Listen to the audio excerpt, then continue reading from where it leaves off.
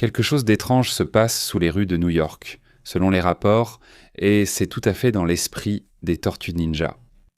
La police de New York affirme que quelque chose d'étrange se passe sous les égouts.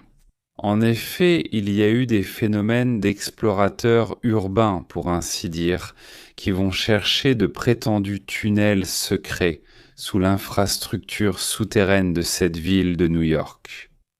La police affirme qu'elle enquête sur une série d'incidents inhabituels liés à des personnes qui entrent dans les égouts la nuit par des bouches d'inspection. Selon ce qui a circulé sur différents réseaux, ils descendent avec des combinaisons, des lampes torches, des bottes, des imperméables, des casques et des équipements spécialisés pénétrant dans le système souterrain. Les individus restent pendant des heures sous terre avant de réapparaître à différents endroits de la ville, ce qui a suscité la curiosité mais aussi l'inquiétude quant à ce que ces personnes peuvent à bien faire. Les autorités ont confirmé qu'il n'existe actuellement aucune menace de renseignement dont ils aient à parler ou qu'ils aient tant détecté jusqu'à présent. Il y a une hypothèse selon laquelle il s'agirait peut-être de groupes d'explorateurs urbains qui sont devenus à la mode, mais normalement les explorateurs vont dans des bâtiments ou des lieux abandonnés. Mais cette fois-ci, apparemment, cela se passe dans les labyrinthes d'eux. Eh bien, ce qui se trouve sous New York, ce sont des tas de couches de vieilles structures qui ne sont plus utiles. Mais il pourrait simplement y avoir des choses intéressantes à observer là-bas. Apparemment, c'est ça ou autre chose, n'est-ce pas? Mais ça a l'air très professionnel, la façon dont ils portent ces combinaisons pour descendre, eh bien, hier dans les égouts. Certains pensent qu'ils cherchent des objets historiques ou sont des chasseurs de reliques urbaines, ce qui pourrait expliquer leur comportement, car ils semblent vraiment très... C'est-à-dire, on voit qu'ils investissent du temps et de l'argent dans les combinaisons et tout ça. Donc, eh bien, qui sait? Non. Qu'est-ce qu'ils explorent là-bas? Mais il est vrai que ça devient viral, que quelque chose d'étrange se passe dans cette région des États-Unis. Donc, restez attentifs à ça et nous continuerons à vous tenir au courant. Un autre sujet qui attire mon attention, c'est ce qui se passe en Iran. Et regardez tout ce qui se passe là-bas. Tout d'abord, comme nous vous l'avons dit hier soir, ils ont signalé des coupures de courant. Mais maintenant, l'Iran se prépare à une méga coupure de courant et il y a déjà eu plusieurs grandes coupures depuis la mi-juin de l'année dernière, mais maintenant la situation s'aggrave. Il y a des coupures quotidiennes, au moins 2 heures par jour, mais il y a des zones où ils n'ont pas d'électricité pendant 2 jours entiers. Le réseau électrique serait sous pression à cause d'une infrastructure vieillissante et d'un manque d'investissement. La demande augmente aussi beaucoup à cause du temps. La chaleur et les systèmes de refroidissement font exploser la consommation de plus en plus. Déjà en 2024, c'était déjà l'un des problèmes les plus récurrents là-bas, en Iran. L'été 2024, un déficit allant jusqu'à 14 000 MW a été signalé. Les coupures dans les foyers, les usines, les services de base, surtout dans la capitale, c'est là que ce problème se manifeste le plus. Sur le plan économique, les conséquences sont encore plus graves.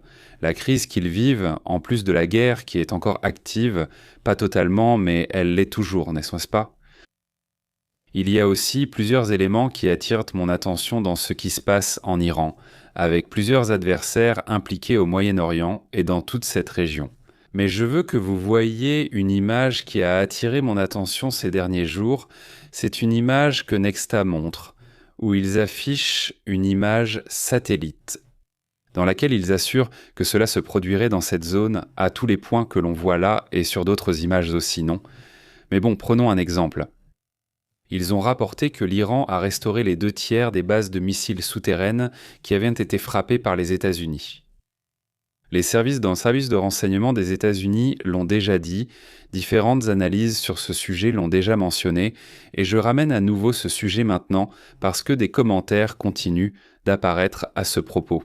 Du même Marco Rubio, le secrétaire d'État, ce qui attire l'attention parce qu'il ment devant le Congrès des États-Unis sur un sujet qui pourrait lui causer de sérieux problèmes juridiques. Regardez, voyons ce moment où Marco Rubio, secrétaire d'État des États-Unis, disait ce qui suit. En Iran. Hier, lors de votre témoignage devant le Sénat, vous avez dit au sénateur Booker que la guerre en Iran est terminée. C'est une nouvelle pour moi. C'est aussi une nouvelle pour mon... Regardez, mes électeurs, les Marines, Sun, lors de votre témoignage, vous avez dit au sénateur Booker que la guerre en Iran était terminée.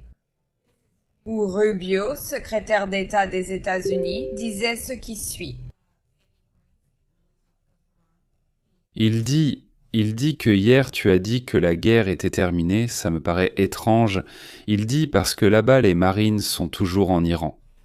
Évidemment, il commence à remettre en question toute une série de choses, par exemple ce qu'a dit le renseignement, à savoir que les opérations continuent, évidemment. En plus, aujourd'hui, c'est encore plus clair, ils attaquent de nouveau une base des États-Unis au Koweït. Que le détroit soit très fermé, que les prix du pétrole restent énormes. Non, je veux dire, demandez-leur qui a gagné la guerre. Non. Il dit, tu as dit que la guerre est terminée, alors qui a gagné? Et puis il dit, Marco Rubio, nous avons défini la victoire, comment détruire la base industrielle de défense, réduire significativement les lanceurs de missiles, réduire significativement leurs réserves de drones. Nous avons accompli tout cela. Je considère cela comme une victoire. Et il dit à Jacobs, la députée, eh bien ce n'est pas ce que dit le renseignement des États-Unis. Mauvais, alors, évidemment. Eh bien, c'est bien. C'est un sujet où maintenant les données n'ont plus d'importance. L'information n'a plus d'importance, même pas venant d'eux-mêmes. En même temps, cela génère aussi de la controverse sur le sujet suivant. Regardez, voyons si nous pouvons afficher cette image. Cette image, c'est là où on lui pose une question sur le Groenland. Écoutez ça. Le Royaume-Uni a davantage souffert par habitant. D'accord, compris. Et je suppose que vous savez que le Groenland appartient au Danemark. Bon, là on l'entend très faiblement, mais il lui dit « Voyons, tu es là. J'espère que tu es au courant que le Groenland appartient au Danemark. » Et le secrétaire d'État lui répond. Il lui dit « Pour l'instant. » Pour l'instant, il lui dit « Pour l'instant. » C'est, eh bien, une chose, c'est qu'ils le disent quand il est en train de plaisanter.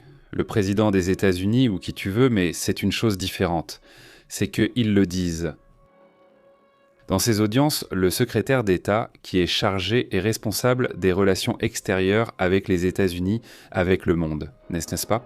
Sujet très délicat et bon, ce sont des choses qui vont de pair. Ceux de l'OTAN le notent aussi et les Européens disent « Écoutez, ils continuent d'insister pour vouloir envahir maintenant leurs propres partenaires, n'est-ce pas? Ou du moins, l'intention est là, n'est-ce pas? » Un sujet évidemment aussi, eh bien, énorme, non? Pendant ce temps, selon des responsables occidentaux, ils rapporteraient des données diffusées par l'OEA, dans lesquelles ils assurent, en ce moment, le risque nucléaire avec l'Iran est maintenant plus élevé qu'avant la guerre. Et c'est précisément ce qu'on reproche à Marco Rubio. Ils lui disent, nous voyons, tu n'as pas l'uranium, ce sont les Iraniens qui l'ont, ils ont les rampes de lancement de missiles, on sait déjà, selon les renseignements, qu'ils recommencent à fabriquer des drones, et qu'ils recommencent à fabriquer des missiles balistiques. Maintenant, il affirme qu'ils ont une vraie raison de vouloir posséder des armes nucléaires. Avant, peut-être qu'ils ne l'avaient pas parce qu'ils n'avaient pas été attaqués Mais maintenant, avec cette attaque, ils vont justifier et dire « Écoutez, nous ne voulons pas être attaqués ». Il faut des armes dissuasives, non? Donc, on voit que les États-Unis sont très fortement critiqués en interne pour la manœuvre qui a été menée. Dans des documents confidentiels de l'OEA. Selon ce qu'a pu observer Bloomberg, affirme que les grandes réserves d'uranium de l'Iran sont pratiquement déjà aptes à être utilisées pour des armes nucléaires. Au moins pour construire 10 armes nucléaires. C'est-à-dire, qu'est-ce qu'ils sont en train de dire là? D'après ce rapport obtenu par Bloomberg, la capacité serait supérieure à ce que l'on pensait, n'est-ce pas? Parce qu'ils affirmaient en question que c'était 60%, peut-être que ce soit plus de 60%, 440,9 kg. 440,9 kg serait un d'uranium hautement enrichi. Oui, c'est énorme, vraiment. Et à un moment où non, il n'y a aucune certitude. Alors quand est-ce que les choses vont se calmer? Et tout cela laisse une question.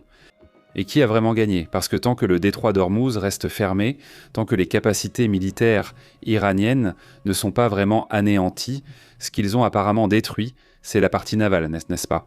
Mais la partie navale, c'était presque juste pour la forme. On savait que cette partie de l'Iran était très faible, elle n'était pas renforcée, contrairement à d'autres parties qui le sont. Eh bien, ce sont en tout cas les vedettes armées, et celles-là, ils en ont énormément. parce qu'ils minent et paralysent le détroit d'Ormuz. Ils ne peuvent pas attaquer les États-Unis sur leurs côtes, ni avec des navires, ni autrement. Ils ont quelques sous-marins, mais en dehors de ça, leur capacité est très limitée. La plus grande capacité est interne et se situe dans la région, pas dans la possibilité de mettre la pression sur le monde à travers les pays du Golfe. N'est-ce pas ? Tout à l'heure, nous avons vu comment le prix du pétrole commençait déjà à s'envoler, et s'il reste au-dessus de 100 $, il se dirige déjà vers les centaines dollars. Là, il monte lentement, mais le prix du pétrole est en train d'augmenter en ce moment.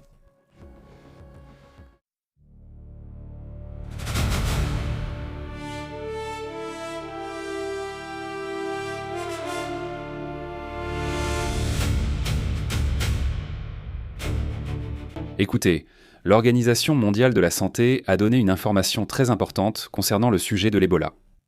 Le chef de l'OMS avertit que beaucoup de contacts avec des malades d'Ebola ne sont même pas tracés. C'est aussi simple que ça. Ils n'ont pu tracer que 45% des contacts. Tous les autres, la majorité, on ne sait même pas où ils sont, ni où ils vont, ni avec qui ils se déplacent. Donc s'ils sont malades, ils sont là en train de propager le problème. L'actuelle épidémie en République démocratique du Congo, contrairement à d'autres épidémies, a été, disons, suivie d'une manière assez défaillante, pour le dire gentiment. Le traçage des contacts en République démocratique du Congo est extrêmement mal géré. Ils affirment donc que ce commentaire du chef de l'OMS était aussi nécessaire à comprendre et à exprimer, parce qu'on ne comprenait pas quel était le problème, pourquoi cela continue de se propager, pourquoi ils n'ont pas pu le limiter. Oui, c'est-à-dire, c'est ça le sujet. Et il y a des zones comme une localité qui s'appelle Bunia, dans la province orientale de l'Ituri, où il y a seulement 344 cas confirmés et 60 décès rien que dans cette province. On parle des cas suspects, eh bien il y en a déjà beaucoup, c'est-à-dire un peu plus de 1000. Parmi les suspects décédés, on compte déjà plus de 200 morts depuis la semaine dernière. Donc, eh bien, le problème est toujours là. On n'a pas pu l'arrêter. Ils pensent sans certitude que l'épidémie aurait débuté en janvier. N'est-ce pas ? En fait, c'était juste avant qu'ils réalisent que ce n'était pas le paludisme, mais bien une épidémie. N'est-ce pas ? Écoutez, il y a aussi d'autres sujets importants.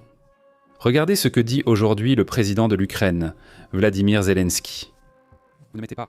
Le plus fort, ce sont les États-Unis et les représentants qu'ils présentent. Le président de l'Ukraine, Vladimir Zelensky, affirme qu'il serait prêt à discuter directement avec Poutine pour mettre fin à la guerre. Il dit « Je suis prêt pour des négociations directes avec Poutine afin de mettre fin à cette guerre, au lieu d'attendre que tous les conflits du monde soient résolus et que ce ne soit qu'alors que ce soit le tour de l'Ukraine. C'est comme s'il disait que cela prendra longtemps avant notre tour. Nous devons parler maintenant. » Regardez, et cela c'est aussi Zelensky qui le dit, parce que dernièrement, Marco Rubio a critiqué les Ukrainiens en disant qu'il attend qu'ils négocient. Et laisse entendre que l'Ukraine refuse de négocier. C'est pourquoi l'Ukraine répond en disant « Discutons, choisissons un lieu de rencontre, que ce soit un endroit neutre, n'est-ce pas ? Pour parler directement avec Vladimir Poutine. » Mais en attendant, alors qu'on parle d'une possible rencontre, on observe aussi l'une des attaques les plus terribles de l'Ukraine en ce moment, parce que la situation n'a cessé de s'aggraver. Regardez, il y a eu maintenant une attaque de 350 drones contre Moscou, Saint-Pétersbourg et d'autres régions russes. Autrement dit, aujourd'hui, il y a eu une avancée ou un mouvement important de l'Ukraine. Pourquoi ? Parce qu'il y a un forum économique russe et ils veulent mettre la pression dans ce contexte. Ils veulent remettre la pression sur le régime de Vladimir Poutine et montrent donc quelques explosions impressionnantes. Ceci, par exemple, s'est produit à Saint-Pétersbourg. C'est cette explosion-là. Oui, d'après ce qu'ils rapportent. Ils ont commencé le discours d'ouverture du Forum économique à Saint-Pétersbourg et il y a également eu des explosions dans différents endroits en Russie. Voici un autre des moments. Ceci aussi, c'est prêt. Eh bien, ça aussi, c'est à Saint-Pétersbourg, n'est-ce pas ? Voici une autre image. Non. Eh bien, ça a été intense. Non, des installations pétrolières situées à Saint-Pétersbourg ont été incendiées. où il y a des capacités pour produire ou extraire environ 12 millions de barils de pétrole par an.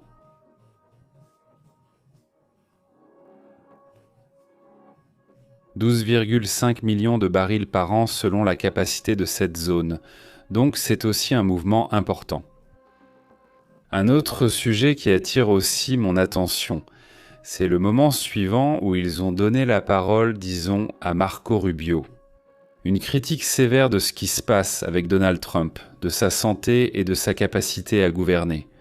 Regardez ce moment, je ne sais pas si vous vous en souviendrez. C'est quand Donald Trump est en train de s'endormir en pleine réunion avec une partie de son cabinet. Là, il y a le secrétaire d'État. Écoutez et regardez ceci. Ce que les agriculteurs américains cultivent et produisent a de bonnes chances d'être vendu dans le monde entier, dossier après dossier. Cela a toujours été le cas. Vous parlez de réforme de l'aide étrangère. Ce n'est pas notre argent, c'est l'argent des contribuables. Là, il est complètement endormi et écoutez ce que dit ce député qui, remet en question, non ? Ce député s'appelle Liu. Il dit ce qui suit. Où le président Trump s'est endormi. C'est faux. Il lui demande « Avez-vous déjà vu le président Trump s'endormir en réunion ?» Et il lui répond que non, que c'est faux, que cela n'est jamais arrivé, qu'au contraire, il ne dort jamais, qu'il se lève à 2 ou 3 heures du matin, que lui aimerait bien dormir, non ? Apparemment, oui, en se plaignant. Et il lui dit « Je vais te montrer une autre vidéo ». Et il ajoute qu'il a plusieurs vidéos où il montre comment Donald Trump s'endort pendant les réunions. Oui, c'est-à-dire, il se peut qu'il ne dorme pas la nuit. Qui sait, mais qu'il s'endort, il s'endort. Et cela a été largement observé. Bon, pour l'instant, c'est tout. Cette année, on a comptabilisé 13 occasions où Donald Trump s'est endormi lors de l'une de ces réunions. Eh bien, cela inquiète à cause de la question de la santé qui est déjà remise en question. Et évidemment, cela la remet encore plus en question à cause de l'âge. Et tout ce que tu veux, n'est-ce pas ? Donc, au final, ces images n'aident en rien à cette situation. En fait, à certains moments, on voit Marco Rubio lui toucher le bras, comme pour le réveiller, non ? Qu'il dit non, ce Trump, je ne sais pas, lui touche la main comme pour le réveiller, et l'autre se réveille juste, oui, je suis réveillé. Le fait est que, bon, une chose, c'est que tu veux défendre ton patron, non ? Dans ce cas, Marco Rubio Trump, je comprends. C'est son patron, ça ne veut pas dire qu'il s'endort soudainement. Il n'est pas encore là. Jusque-là, ça peut aller. La partie qui n'est pas possible, et c'est ce que ce député lui reproche, c'est que tu ne peux pas mentir lors d'une audience du Congrès, parce que là, c'est totalement illégal selon la loi des États-Unis. Donc là, sur ce sujet, peut-être que je ne sais pas, il vaudrait mieux ne pas répondre, n'est-ce pas ? Ne rien dire, peu importe. Mais dire un mensonge, évidemment, Marco Rubio aurait des problèmes, non ? Et donc il dit que non, que Trump ne dort pas. Bon, voilà le problème, non ? Pendant ce temps, regardez ce qui s'est passé en Chine. Regardez ça.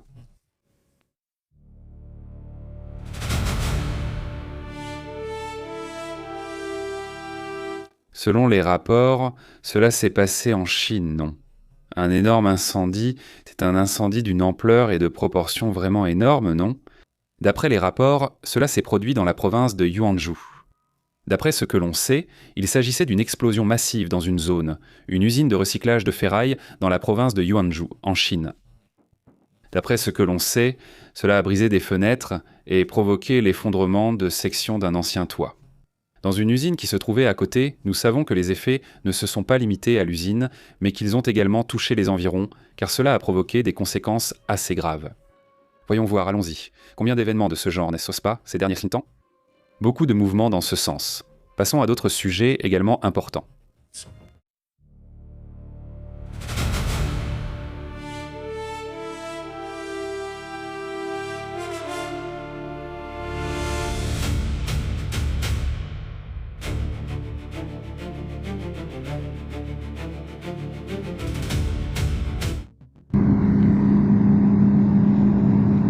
Eh bien, des images continuent d'apparaître, cette fois aussi en Russie, mais pas à Saint-Pétersbourg, plutôt à Toula. Selon les rapports, une usine d'armes aurait explosé à cet endroit.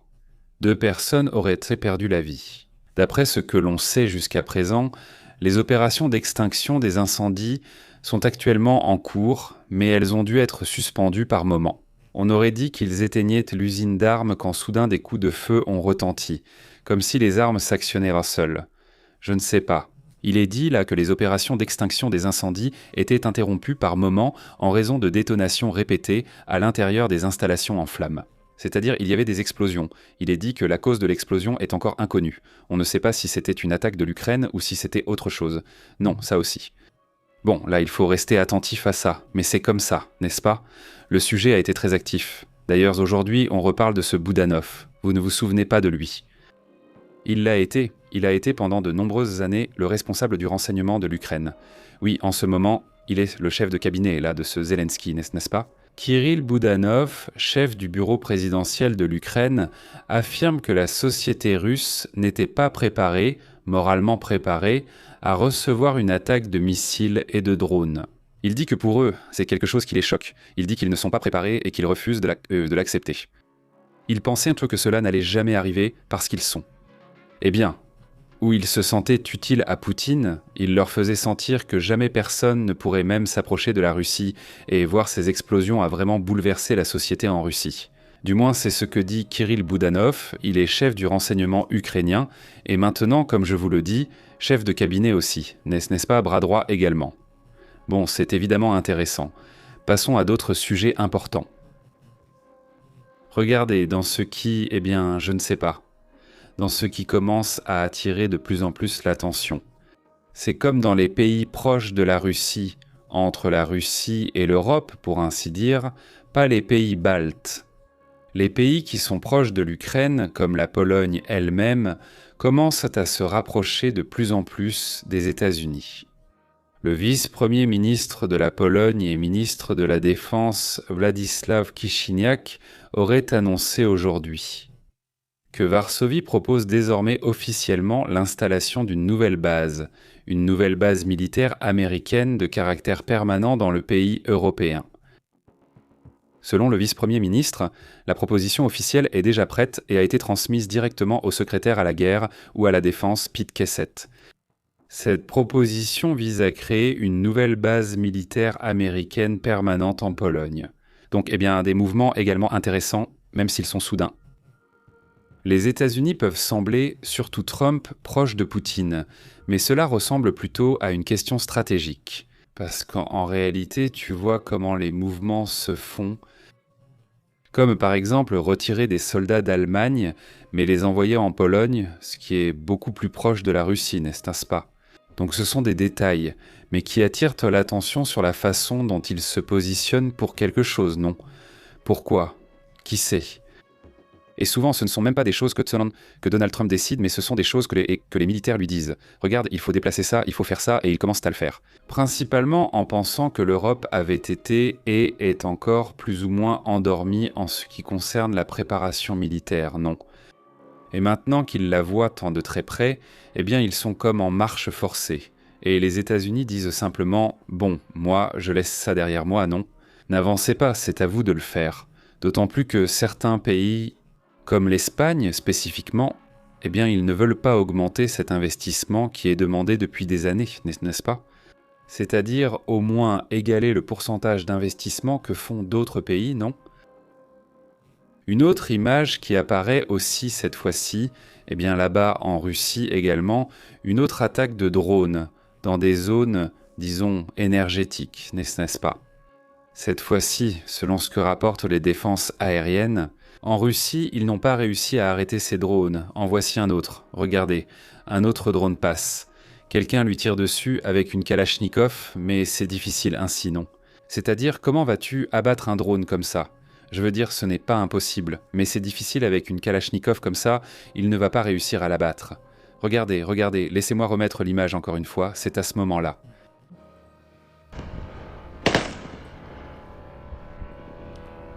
Voilà la personne là au fond en train de tirer dessus. Bon, voilà comment ça se passe.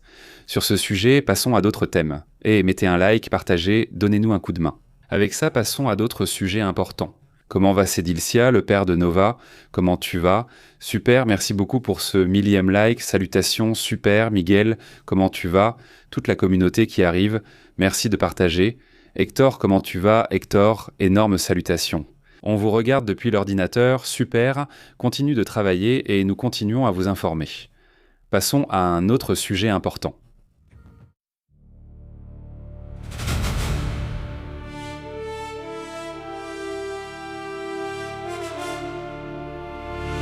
Sachez que des alertes sismiques ont été activées dans 2 États des États-Unis. Des alertes sismiques parce qu'il y a eu des mouvements.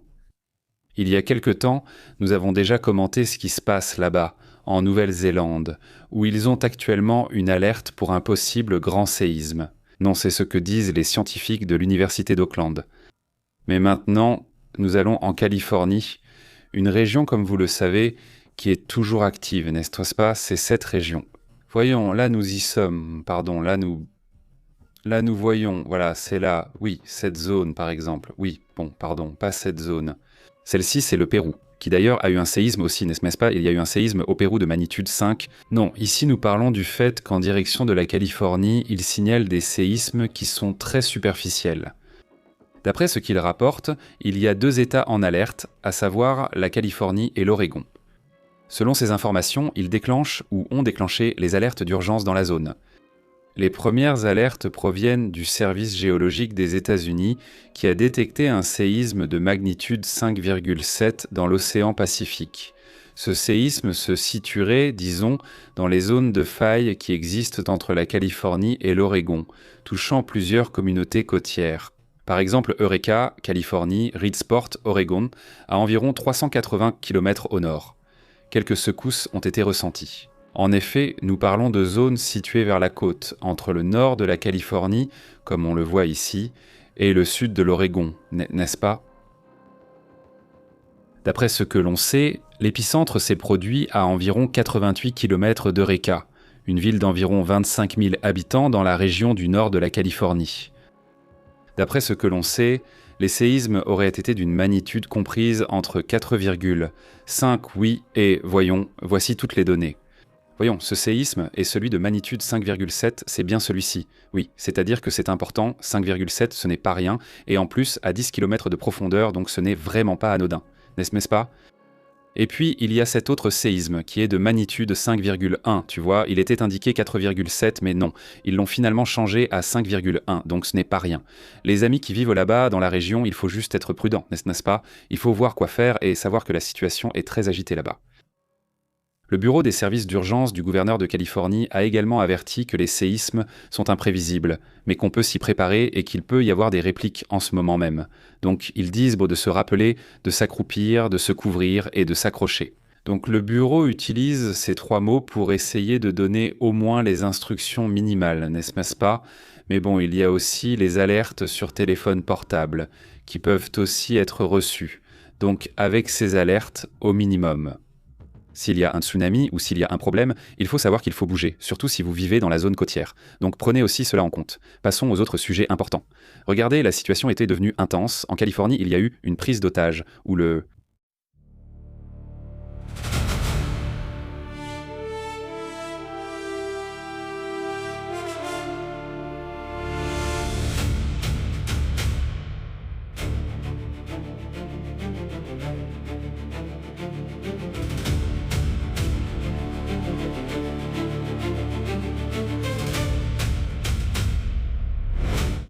La situation est devenue intense. En Californie, il y a eu une prise d'otage qui s'est terminée avec l'agresseur abattu. L'agresseur a été abattu par le FBI.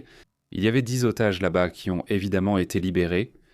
Merci, avec des armes et merci. Des otages dans un immeuble de bureau à Bakersfield, en Californie. D'ailleurs, il y a là-bas une grande communauté qui nous regarde. Espérons que tout le monde va bien et vous nous direz si vous avez entendu parler de l'affaire, n'est-ce pas? La police de cet endroit en Californie a confirmé que tous les otages étaient indemnes. Et le suspect s'appelle Anthony Scott Surles Harris. Il a 41 ans et c'est un ancien militaire, radié de l'armée avec déshonneur d'ailleurs. Non, il avait déjà des soucis là-bas avec l'armée. Mais bon, sur place, pendant cette fusillade dans la nuit de mercredi, les autorités ont annoncé ce matin lors d'une conférence que cette personne avait perdu la vie et que les otages étaient déjà libérés. N'est-ce pas? La situation de crise a commencé dès mardi soir, lorsque le département de police de Bakersfield a répondu à une alerte à la bombe dans l'immeuble de bureau où se trouve un service éducatif de la succursale de Chase Bank. En entrant dans le bâtiment, les agents ont trouvé un homme retranché avec 10 personnes, selon ce que rapporte l'AP. C'est là que le FBI est intervenu, prenant le contrôle de l'opération spéciale à 23h hier soir, n'est-ce pas ? Le Bureau fédéral d'enquête a rejoint les opérations du SWAT vers minuit, selon Shirley Shelby, porte-parole de la police de Bakersfield, citée par les médias américains.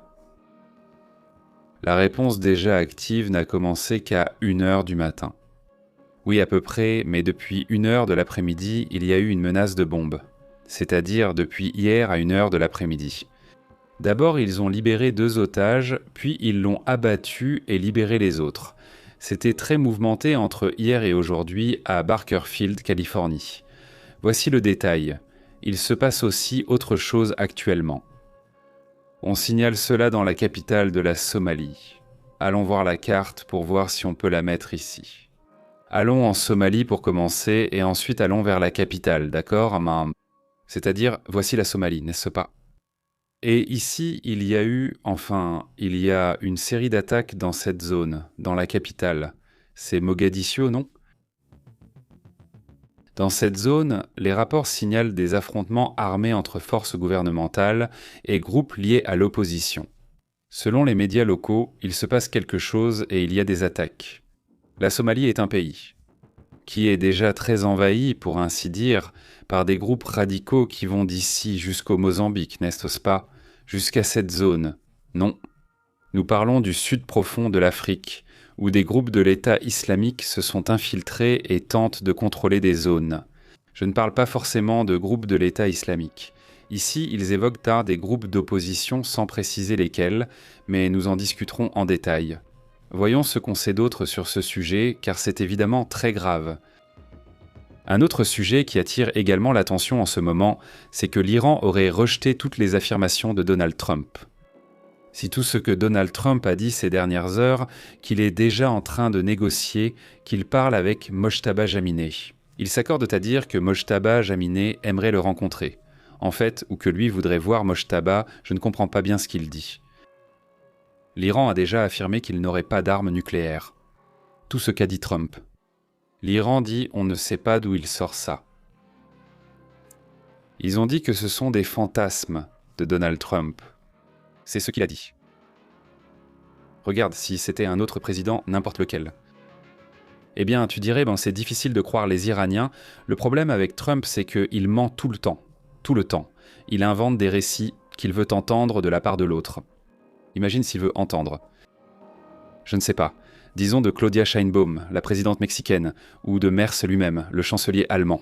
Celui que tu veux. Il veut entendre quelque chose et lui, au lieu de l'écouter. Et essayer de voir ce qu'ils disent vraiment. Il s'invente un commentaire.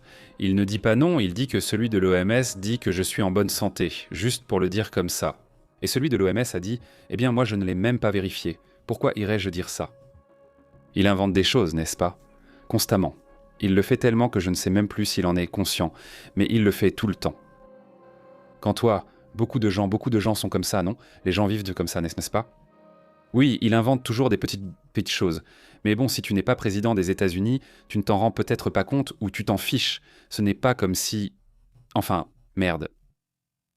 Mais quand tu es président des États-Unis ou une figure politique majeure, chaque détail de ce que tu dis est scruté. Évidemment, si cela ne correspond pas à la réalité, on te le signale.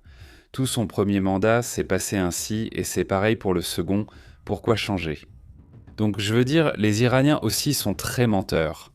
Oui, sauf qu'ici, on parle du fait qu'on s'attend à ce qu'ils soient menteurs. Ils ont toujours été comme ça, n'est-ce pas ? C'est même leur stratégie, cette stratégie d'ambiguïté. Mais en réalité, ce n'est pas de l'ambiguïté, c'est juste mentir, mais d'une autre manière, constamment. Dans le cas de Trump, sa façon de faire atteint déjà un niveau très très fantaisiste. Pourquoi Mojtaba Jaminet voudrait-il le voir ? Pourquoi voudrait-il le rencontrer alors que c'est lui qui a éliminé son père quelques mois auparavant ? Ils ne l'ont pas encore enterré, il n'y a pas de funérailles. Il n'y a même pas encore de funérailles. Les funérailles auront lieu bientôt. Mais il n'y a même pas de funérailles. Et il dit qu'il va déjà rencontrer Trump. Tu dis ? Enfin, ou qu'il aimerait le rencontrer.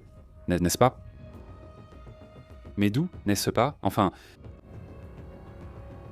Oui, je comprends qu'il a rencontré... comment il s'appelle ? Kim Jong-un.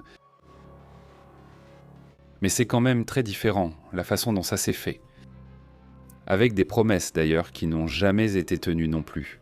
Heureusement, parce que les promesses que Trump faisait à Trump et à Kim Jong-un étaient complètement folles, non ? Mais bon. En attendant, aujourd'hui aussi, lors d'une interview de Trump, la réalité de ce qui s'est passé, soi-disant avec la question de Netanyahou, est révélée. Parce qu'Israël a déclaré que ce n'était pas vrai, qu'il n'avait pas traité Trump de fou et qu'il ne s'était pas disputé. En gros, Israël a dit « Non, ce n'est pas vrai, ça ne s'est pas passé ».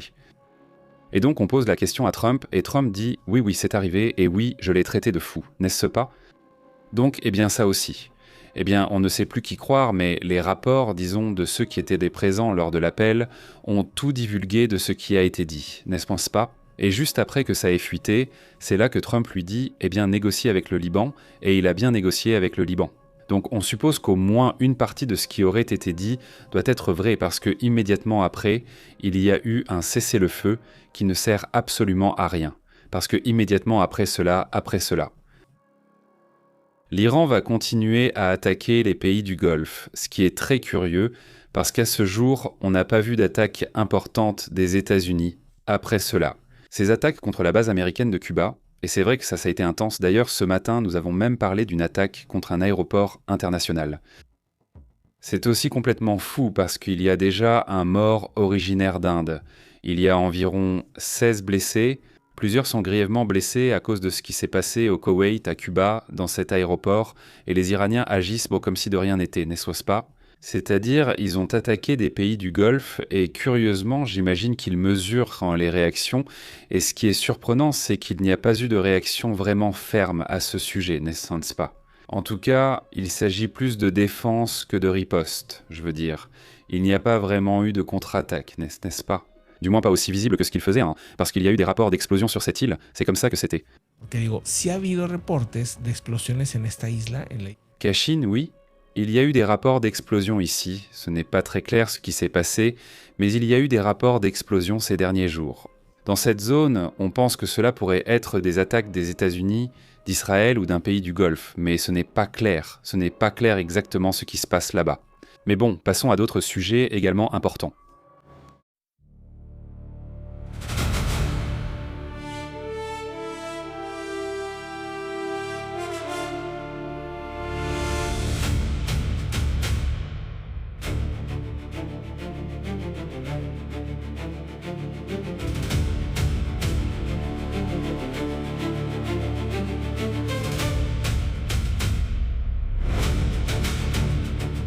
Écoutez, eh bien, la justification vient d'être publiée ici par les Iraniens sur les raisons pour lesquelles ils attaquent en ce moment. N'est-ce pas ?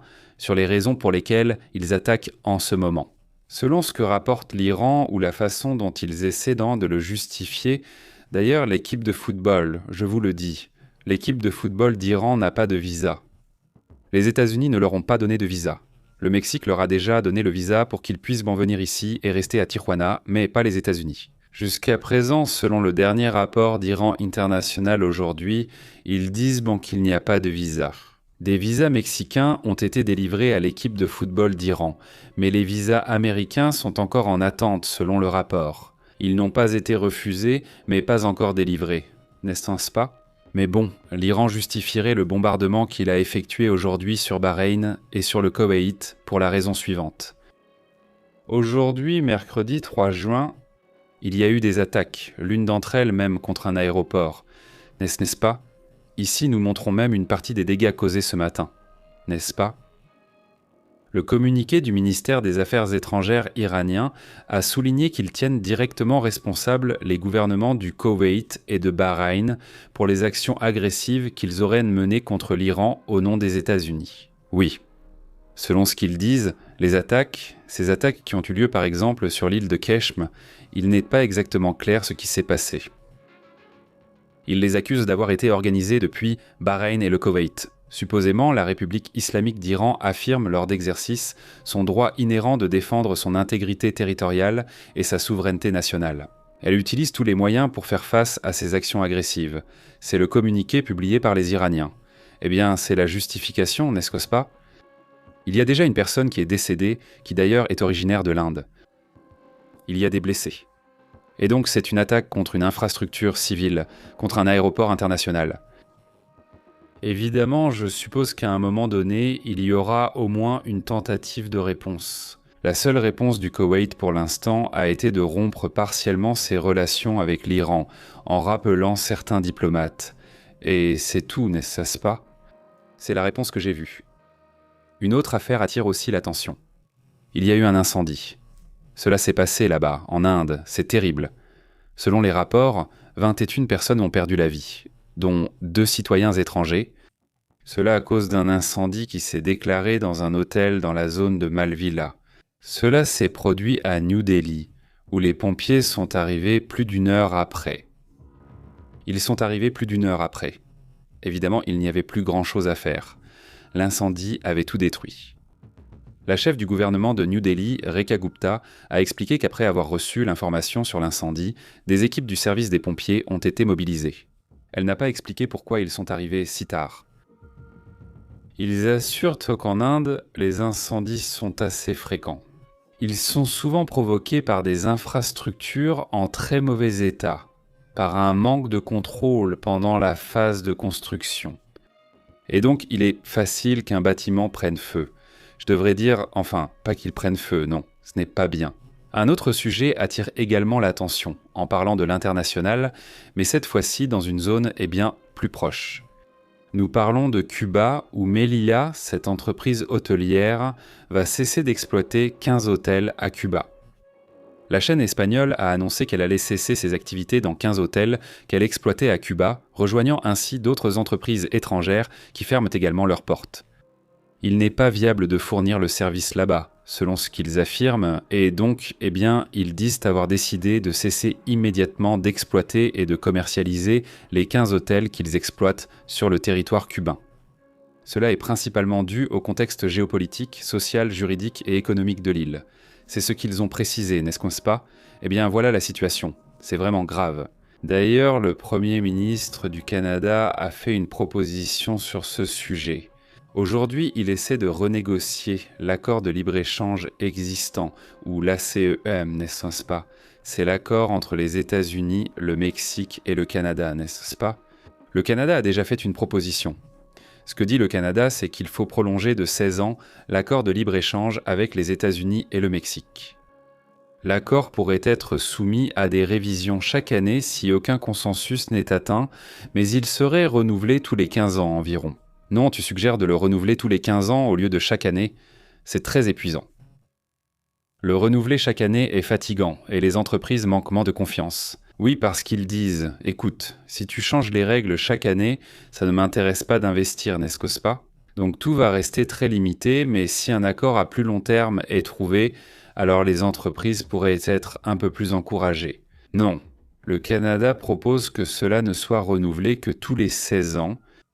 Les négociations entre les États-Unis, le Canada et le Mexique continuent, et elles vont sûrement continuer à faire parler d'elles.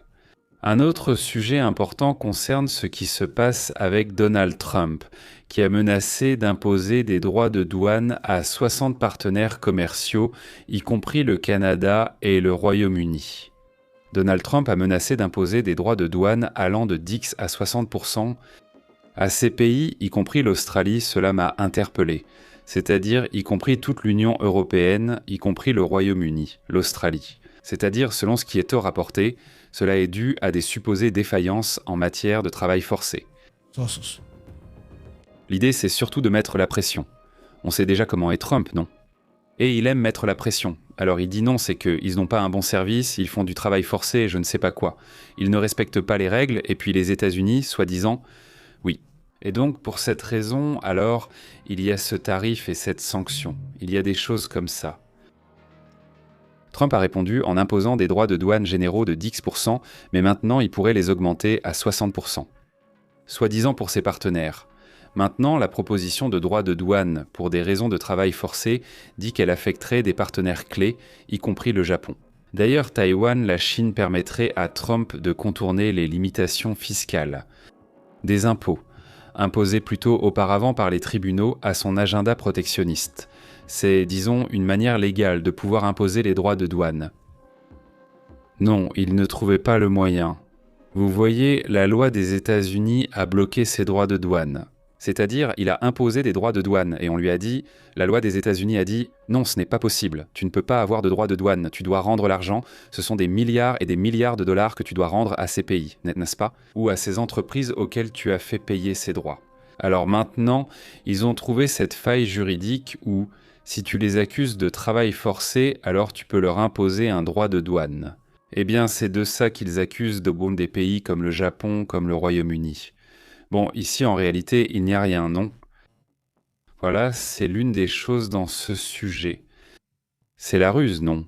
Toujours d'abord, et ensuite on verra bien ce qu'ils feront, n'est-ce pas? Mais bon, passons à d'autres sujets également importants.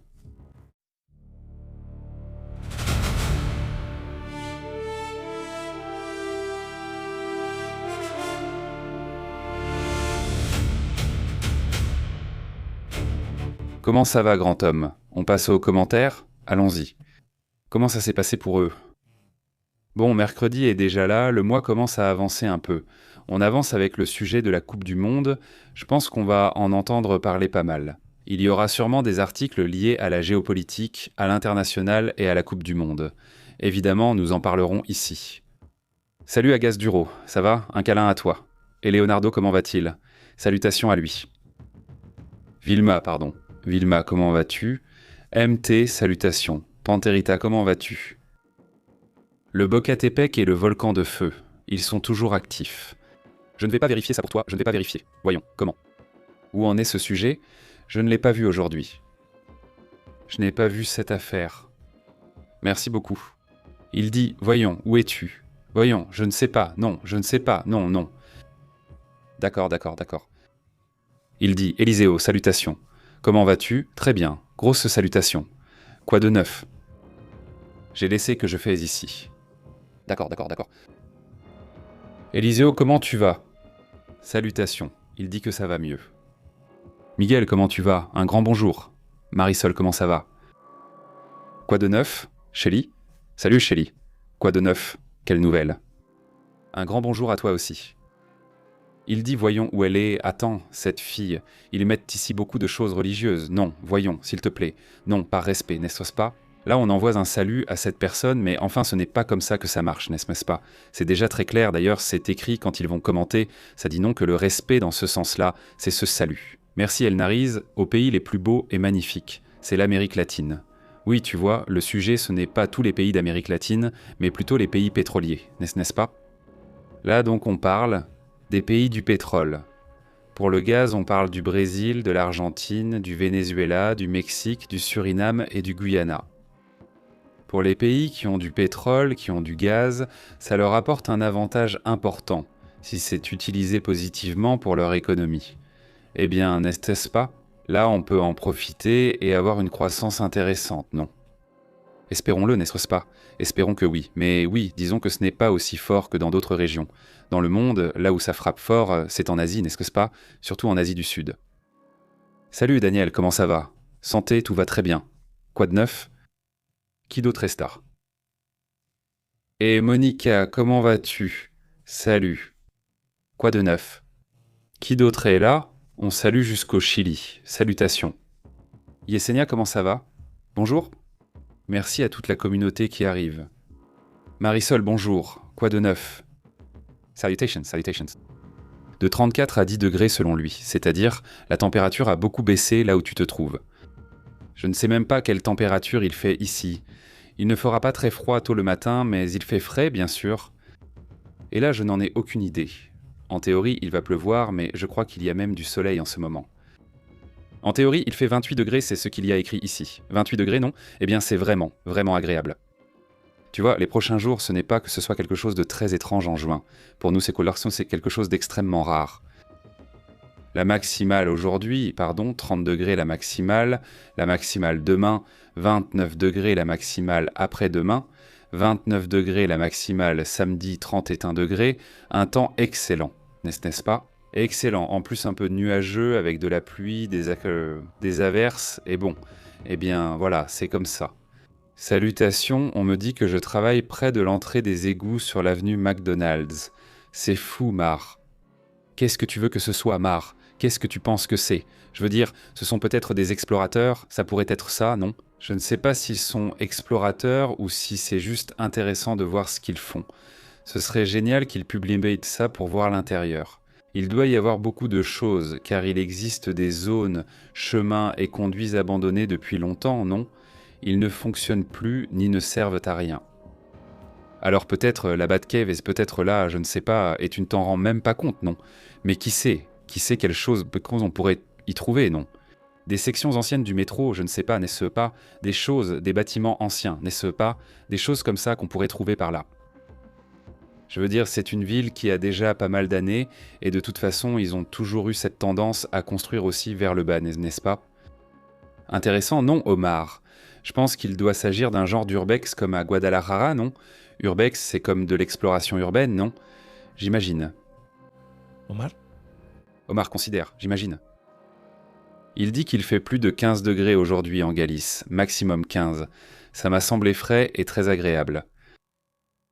Je veux dire, pour moi, c'est une très bonne température, je ne sais pas ce que tu en penses, mais j'imagine que tu dois aussi être très content avec cette température.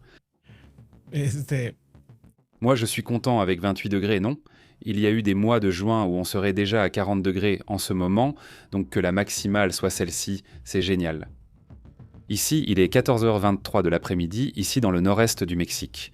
Heure Horacio du Mexique, évidemment la même heure, et sinon, bon, eh bien, on se voit tout à l'heure, non? On continue à pratiquer, à se tenir au courant de ce qui se passe dans le monde. Merci de partager. Je vous ai fait aujourd'hui un rapport sur des affaires qui ressortent sur le sujet des ovnis et aussi quelques vidéos qu'on m'a envoyées qui sont intéressantes. Donc on essaiera aussi de mettre à jour tous ces sujets parce qu'ils sont en train d'être déclassifiés de façon très intéressante. Et je pense qu'il faut ressortir des affaires d'autres époques, n'est-ce pas? D'autres décennies, non? Super, petite panthère. Oui, 28, c'est super, oui, c'est vraiment bien. Eliseo Leonardo dit, il va s'habiller. L'Argentine est magnifique, 20 ouf, 20 degrés. C'est génial, c'est génial. L'Argentine a aujourd'hui une température parfaite. Super, je vous embrasse, prenez soin de vous. On se revoit plus tard. À bientôt, à tout à l'heure. Nous interrompons votre programme habituel. Voilà. Merci d'avoir suivi la vérité. Ceci est Pépé en direct. La vérité est intense. L'insolite est réel. Ici, nous l'analysons. Vision globale, ne reste pas à l'écart. Connecte-toi à la chaîne. Pépé en direct contrôle le signal. Pépé et Astrid disent la vérité.